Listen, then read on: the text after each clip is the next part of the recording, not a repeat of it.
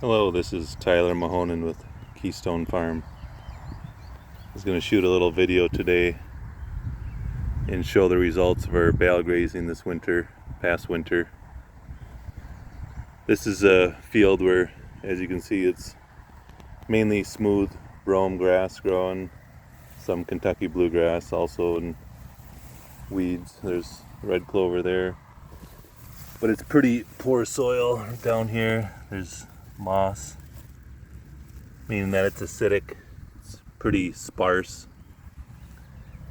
But this is an area we didn't get hay on. We had the animals in here this past winter, but we didn't get hay in this specific area. But you walk right over here where we did get hay, and it's same species, it's smooth brome grass, but it's way thicker and taller, and you can see the remnants of the hay.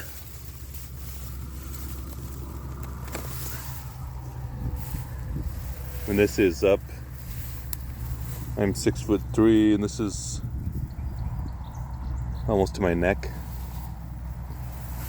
So it'll be good forage. He's planning on moving the sheep and cow in here soon.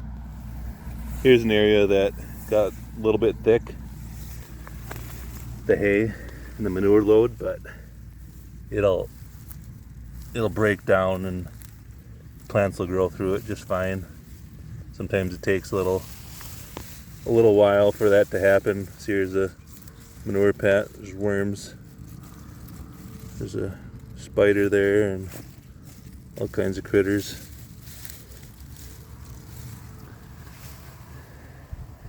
You also notice the color difference.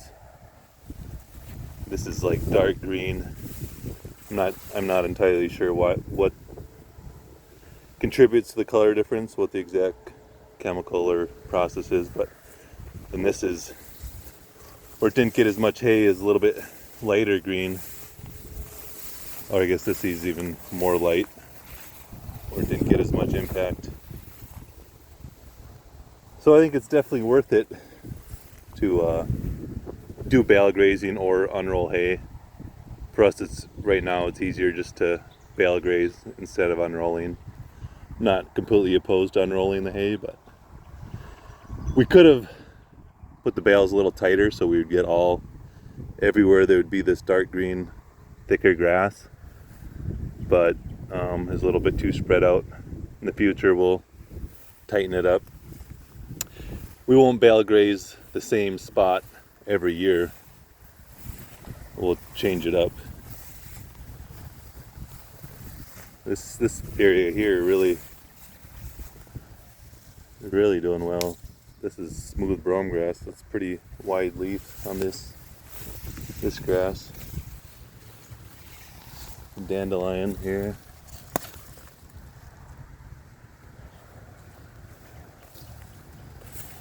So I was also going to show the difference between,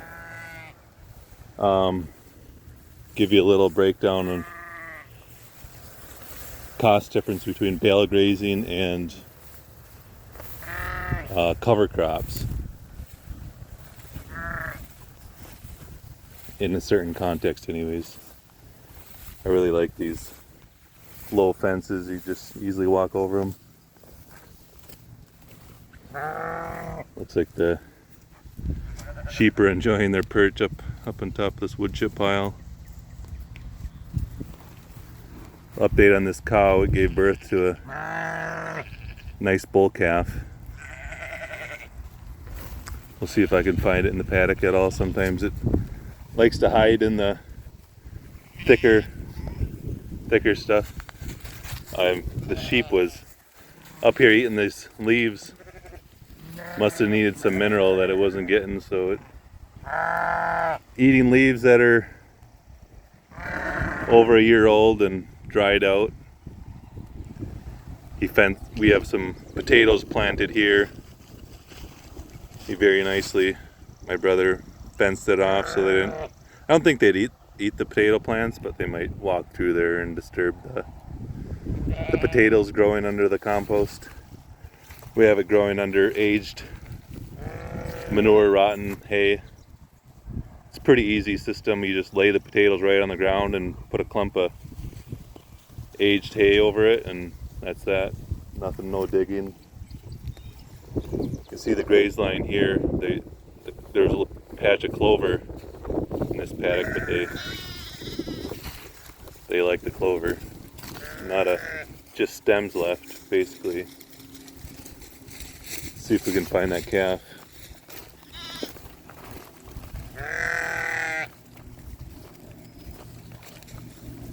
This wood chip pile's been here for, I don't know, 3 years. It's fairly broken down. It's almost just straight up compost now at this point. Put it around our trees and use it for bedding. Nice patch of thistle here. Well, while I'm looking for the calf, I'll talk about my mistake or my failure with the cover crop. So I seeded cover crop. I didn't seed it thick enough. I think this is one of the plants.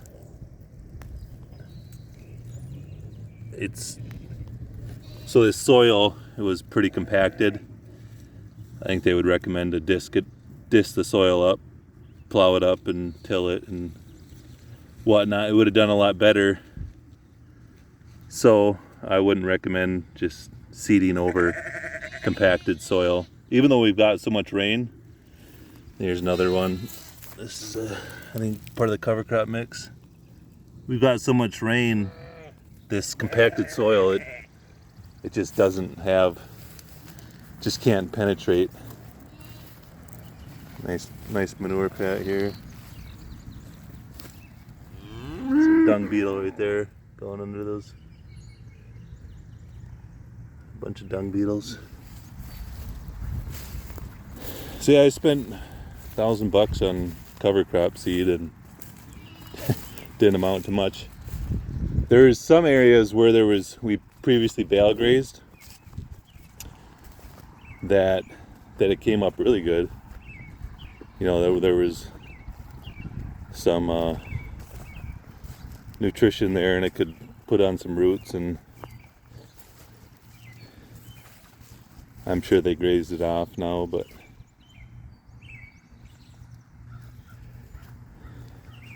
it was already a few weeks ago. It was a few feet tall and flowering out. They've been really eating this thistle good. I think thistle's probably got a lot of good nutrients. They've been even eating this common ragweed. I think when it's smaller like this, they'll eat it. Some people say sheep are the most adapt or do the best on weeds and poor forage, but right now, comparing this cow to our sheep, it's done better on this poor forage field, I guess. There's some areas of the farm that were in CRP that, like I just showed you, where we bale graze, that smooth brome grass, that's coming up good, so that's good forage. But our fields, we have two. This field's maybe 15 acres. No, this one's the smaller one, 10 acres, and the other one's 20 acres. But yeah, it's been slow. I thought it would be quicker. In hindsight, I would have just disced it all up and maybe planted a cover crop and a pasture mix at once. The cover crop could have been the nurse crop, came up and shaded the soil, and give time for the perennial pasture mix to come up. But we'll just keep grazing the weeds, I guess, and bale grazing as we can, and eventually it'll come to grass. I mean, this field's coming along pretty good.